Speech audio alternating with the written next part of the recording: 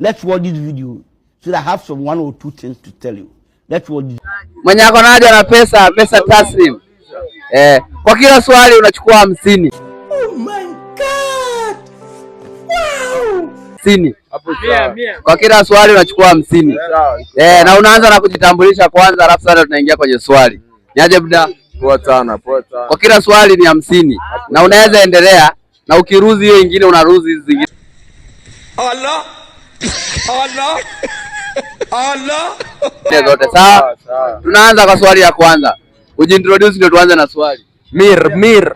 Unajiita Mir. Haya, swali mboga kabisa. Mir. Yeah, swali. What? Bro, what are you talking about, man? Swali mboga kabisa. Kabisa kuja. Makanga ni mtu wa aina gani? Mtu wa kokota pesa kwa gari. Oh my God. Collector kwa gari.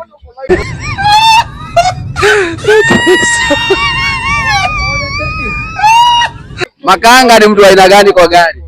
Makanga yani ni mtu wa aina gani? Hao wamesema ni makanga ni mtu wa gari. Naitwa Bonyo.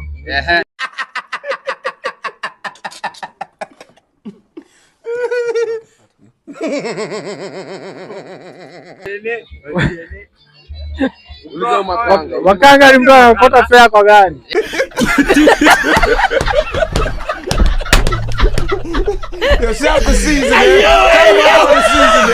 Makanga. Sasa kwa swali la kwanza wamenoa, bado swali 2.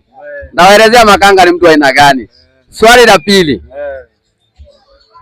Mtu ambaye ametoa mimba na mtu ambaye amezaa, nani mzazi? Ametoa mimba. Mtu ambaye amezaa na mtu ambaye ametoa mimba, nani mzazi? Mwenye ametoa. What? Bro, what are you talking about, man? Wote wazazi. Oh my God. Wow. Mwenye ametoa mimba. Wewe ni mgani? Ndio mmoja.